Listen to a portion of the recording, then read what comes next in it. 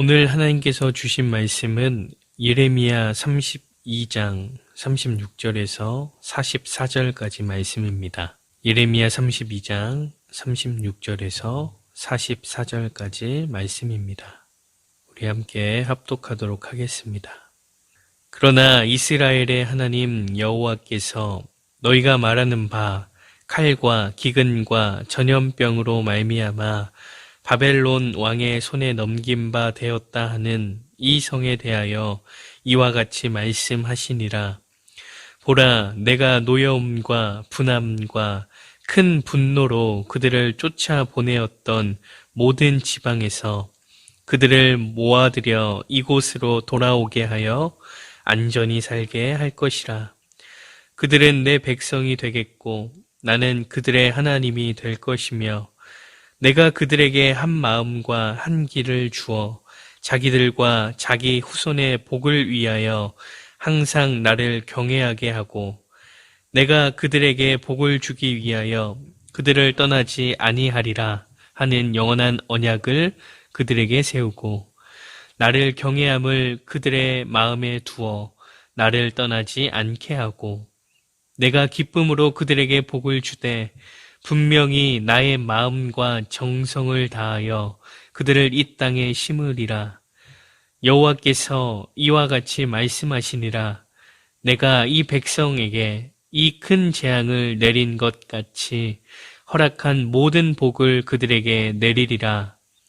너희가 말하기를 황폐하여 사람이나 짐승이 없으며 갈대아인의 손에 넘긴 바 되었다 하는 이 땅에서 사람들이 밭을 사되 베냐민 땅과 예루살렘 사방과 유다 성읍들과 산지의 성읍들과 저지대의 성읍들과 네겝의 성읍들에 있는 밭을 은으로 사고 증서를 기록하여 봉인하고 증인을 세우리니 이는 내가 그들의 포로를 돌아오게 함이니라. 여호와의 말씀이니라. 아멘. 중국의 춘추 전국 시대에 제나라가 연나라와의 조약을 깨고 성 10개를 빼앗았습니다. 그러나 아무 조건 없이 참모 소진의 의견대로 연나라의 성을 다시 되돌려 주어 사이가 나빠질 뻔했던 연나라와 이웃나라인 진나라와의 관계가 회복이 되고 두 나라로부터 존경을 받게 됩니다.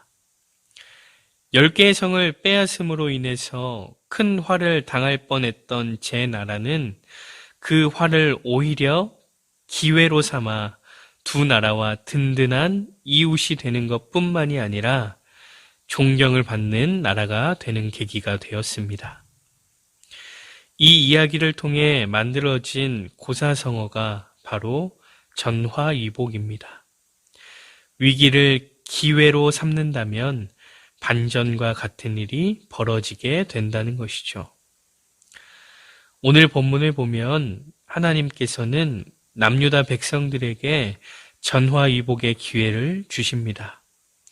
36절에 보면 그러나 이스라엘의 하나님 여호와께서 너희가 말하는 바 칼과 기근과 전염병으로 말미암아 바벨론 왕의 손에 넘긴 바 되었다 하는 이 성에 대하여 이와 같이 말씀하시니라. 36절에서 주목해야 될 부분이 있다면 그러나입니다. 그러나라는 접속 부사는 앞의 내용과 뒤의 내용이 서로 반대되는 내용을 이어주는 역할을 합니다. 남유다를 징계하시겠다고 말씀하시는 하나님께서 36절에서는 그러나라고 말씀하고 계신다는 것이죠. 하나님께서 징계를 가하시지만 그러나 다시금 남유다 백성들을 회복시킨다는 것입니다. 이는 하나님의 징계가 남유다 백성들을 향한 가혹한 심판이 아니라 저주가 아니라 하나님의 회복에 초점을 두고 있다는 것을 보게 됩니다. 하나님은요, 징계를 통해서 전화위복의 기회를 주시고 계신 것입니다. 그런데 이 전화위복의 기회가 어려운 것은 아닙니다. 39절에 보면 내가 그들에게 한 마음과 한 길을 주어 자기들과 자기 후손의 복을 위하여 항상 나를 경외하게 하고, 하나님은 남유다 백성들이 마음을 돌이켜 하나님께로 돌아오기를 바랍니다. 하나님의 전화위복의 기회는 어떤 높은 것이나 어려운 것을 성취하는 것이 아닙니다. 하나님을 섬기는 길로 다시 돌아오기만 하면 되는 것이죠. 아무리 우리가 이룬 것이 없다 할지라도 그저 마음을 돌이켜 하나님께로 돌아오는 것 자체만으로도 하나님은 기뻐하신다는 겁니다. 누가복음 15장을 보면 돌아온 탕자의 이야기가 나오지요. 아버지께 자신의 유산을 다 받아서 허랑방탕하게 사용하다가 아들은 돼지가 먹는 쥐엄나무 열매조차도 먹지 못하는 신세가 되어버립니다. 그런 그가 마지막으로 생각해낸 것은 아버지의 종으로 살아가는 것이었습니다. 그렇게 아버지에게로 돌아간 아들입니다. 그런데 그 아들이 아버지의 종으로 살아가나요? 아닙니다. 아버지는 아들에게 달려가 안아주며 맞이합니다. 그리고는 제일 좋은 옷을 입히고 가락지를 끼우며 발에 신을 신기고는 큰 잔치를 열지요. 이것이 하나님의 마음입니다. 아무것도 없는 빈 털터리가 되었다 할지라도, 죄로 얼룩져 책망할 것밖에 없다 할지라도 우리의 처지를 깨닫고 아버지께로 돌아가는 회심만 있다면 그것만으로도 하나님은 만족하십니다. 그리고 돌아온 아들을 종으로 삼지 않고 아들로 세워주며 잔치를 열었던 아버지처럼 하나님께서도 남유다 백성들이 돌아올 때에 그들에게 부어주시는 엄청난 은혜들이 있습니다. 40절, 41절에 보면 엄청난 은혜로 함께 하시는 하나님을 보게 됩니다. 내가 기쁨으로 그들에게 복을 주되 분명히 나의 마음과 정성을 다하여 그들을 이 땅에 심으리라. 여호와께서 이와 같이 말씀하시니라. 내가 이 백성에게 이 큰 재앙을 내린 것 같이 허락한 모든 복을 그들에게 내리리라. 아멘. 하나님께서는 기쁨으로 복을 주시되 허락하셨던 모든 복을 주시겠다고 약속을 하십니다. 하나님께서 주시는 징계를 전화위복의 기회로 삼고 돌아가기만 한다면 하나님께서는 상상할 수 없는 놀라운 은혜로 함께 하신다는 것이죠. 그렇습니다. 우리는 하나님께 돌아가야만 합니다.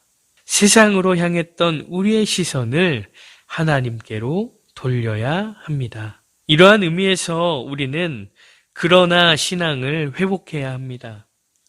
하나님께서요, 남유다 백성들을 징계하십니다. 그런데 오늘 본문을 시작하는 36절의 처음이 어떻게 시작되었습니까? 그러나 였습니다. 내가 너희를 징계했지만 그러나 너희를 회복시킬 것이다.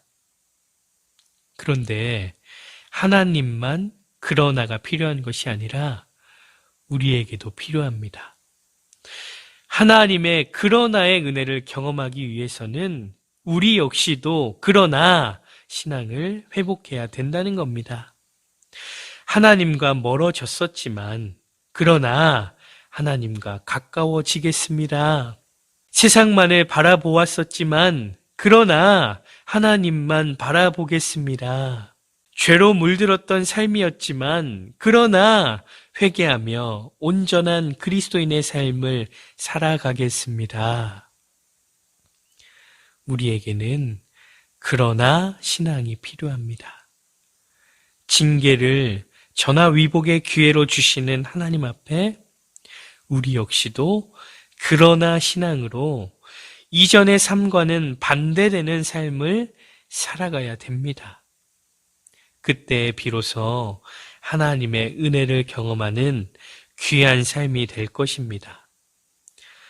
사랑하는 행복한 교회 성도 여러분, 오늘 말씀을 통해서 기억에 남는 것이 무엇입니까?